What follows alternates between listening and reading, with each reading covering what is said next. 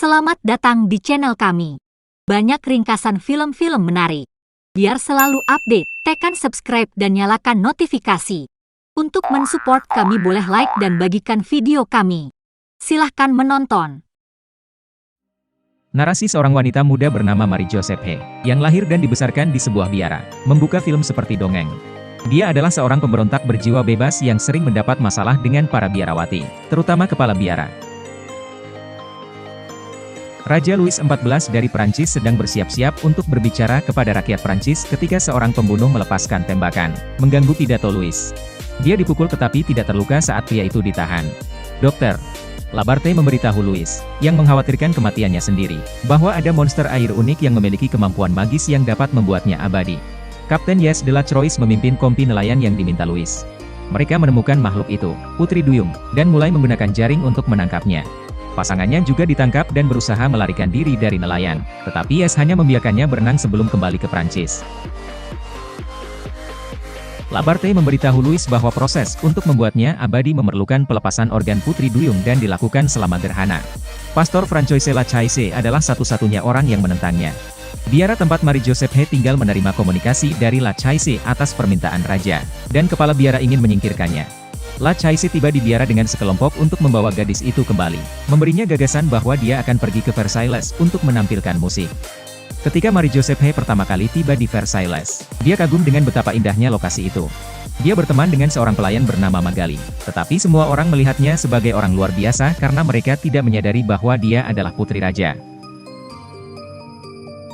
Putra seorang baron kaya, Jean-Michel Lintilhac, adalah yang ditemui Louis keesokan paginya.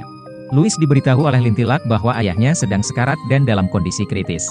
Louis menjelaskan kepada Lachaise bahwa setiap orang akan mendapatkan keuntungan jika gelar ayahnya diturunkan karena Lintilhac akan mewarisi sejumlah besar uang.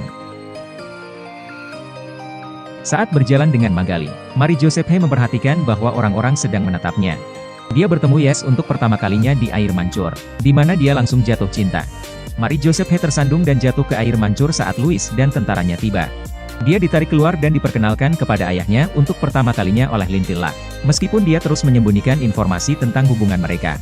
Marie Joseph He berencana untuk berlatih musik sementara itu karena itu adalah salah satu bakatnya. Putri Duyung dibawa oleh para pria ke sebuah ruangan di bawah kastil.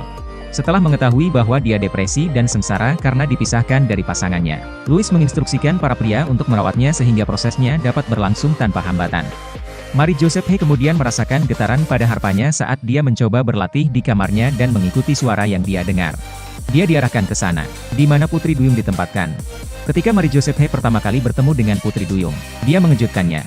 Marie Joseph He mengklaim bahwa Putri Duyung menghasilkan semacam suara melodi, yang dia sinkronkan dengan permainan biolanya, dan Yes datang untuk meraihnya. Keesokan harinya, Marie Joseph He tampil dengan rombongan kerajaan sebelum Magali membantunya bersiap-siap untuk pesta dansa yang akan berlangsung sore itu. Marie Joseph He menikmati tarian dengan Louis di depan semua orang karena mereka semua mengagumi kecantikannya. Kemudian, dia menemukan dia di luar melukis potret istrinya yang sudah meninggal. Marie Joseph He mendengarnya berkata bahwa dia membuatnya memikirkannya. Lintilhac diberi gelar Duk oleh Louis, yang kemudian mengadakan pesta untuk menghormatinya. Yes dan krunya menceritakan kisah tentang bagaimana mereka berlayar untuk menangkap Putri Duyung ketika Lintilhac membuat komentar buruk, yang ditanggapi Yes dengan komentar sinisnya sendiri. Marie Joseph kembali ke Putri Duyung setelah makan malam dan memasuki air untuk lebih dekat dengannya. Marie Joseph He mematahkan lengannya dengan parah ketika dia jatuh dari kuda saat berkuda bersama Yes nanti. Semua orang percaya harus ada solusi lain, tetapi Labarthe mengklaim bahwa untuk mencegah infeksi, lengan harus diamputasi. Kemudian, Yes membawa Marie Joseph He ke laut bersama Magali untuk menyaksikan Putri Duyung. Putri Duyung menggunakan kemampuannya untuk sepenuhnya memulihkan lengan Marie. Kekuatan nyata Joseph S. The Mermaid mengejutkan Yes dan Magali. Marie Joseph He percaya bahwa Louis membawa Putri Duyung ke Prancis untuk menyembuhkan orang-orang yang sakit di negara itu setelah mengamati bagaimana Marie-Arme Joseph He pulih. Tetapi dia diberitahu bahwa Putri Duyung hanya ada untuk kebutuhan raja. Kemudian, dia dan Yes berjalan-jalan di sekitar halaman sebelum berciuman. Agar mereka mendapat manfaat dari kekayaan Lintilhac, Louis mengatur pernikahan Lintilhac dengan Marie Joseph He. Setelah menghabiskan lebih banyak waktu dengan Putri Duyung, yang mengajaknya berenang, Lachaise memanggil Marie Joseph He. Louis memberitahu Marie Joseph kebenaran tentang menjadi ayahnya dan kemudian mengungkapkan keinginannya agar Marie Joseph menikahi Lintilak. Louis merasa bersalah setelah dia menolak dan melarikan diri sambil menangis. Ketika La Chaise mengunjungi Putri Duyung, mereka dapat berbicara secara telepati. Dia menghadapkan Labarte tentang membunuhnya untuk melaksanakan instruksi raja setelah menyadari dia adalah makhluk hidup dengan perasaan, tapi Labarte sangat siap untuk melakukannya. La Chaise mengeluh kepada Louis, yang berbagi pandangannya dan tidak tergerak. Yes adalah orang yang akan menangkapnya, menurut penglihatan Marie Joseph saat mengunjungi Putri Duyung. Marie Joseph dibuat sadar akan niat sebenarnya raja untuk Putri Duyung ketika Yes menyelipkan gambar prosedur di bawah pintunya. Setelah menghancurkan alat musik, dia menghadapkan Louis tentang strateginya. Dia berjanji untuk menikahi Lintilak jika dia membiarkan Putri Duyung bebas, tetapi dia tidak mematuhi tuntutannya. La Chaise mengunjungi Marie Chamber Joseph diam-diam membujuknya untuk membantu menyelamatkan Putri Duyung sementara semua orang bersiap-siap untuk pernikahan.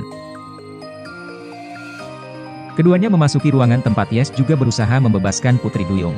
Dia bertekad untuk membebaskan Marie Joseph meskipun fakta bahwa dia mengingatkannya pada saat dia memenjarakan Putri Duyung. Labarte dan penjahat lain menemukan mereka, tetapi mereka melawan mereka sehingga Putri Duyung punya waktu untuk melarikan diri. Setelah ditembak oleh Labarte, Yes terjun ke air. Saat dia berenang keluar, Putri Duyung menarik Yes bersamanya. Labarte ditarik ke bawah air setelah ditangkap dalam roda berputar oleh Marie Joseph. Ketika Marie Joseph akhirnya mencapai tepi tebing, dia dapat melihat bahwa Yes baik-baik saja. Ketika Louis dan anak buahnya datang, mereka siap untuk melakukan proses dengan menembak Putri Duyung. Tetapi Marie Joseph memberi Louis pilihan untuk memilih menyelamatkan dirinya sendiri atau putrinya. Dia melompat dari tebing dan menabrak laut, menderita luka serius. Louis terpaksa memerintahkan pasukannya untuk mundur dengan senjata mereka sehingga Putri Duyung dapat menyelamatkan Marie Joseph setelah dia ditangkap oleh Putri Duyung. Sementara Louis melihat mereka pergi, dia dan Yes berenang ke perahunya, dan Putri Duyung berenang kembali ke rumahnya. Louis diberitahu oleh La Chaise bahwa dia sekarang adalah pria dan raja yang hebat. Marie Joseph dan Yes berlayar ke Atlantis agar Marie Joseph bersatu kembali dengan Putri Duyung dan menunjukkan kota itu dari dekat.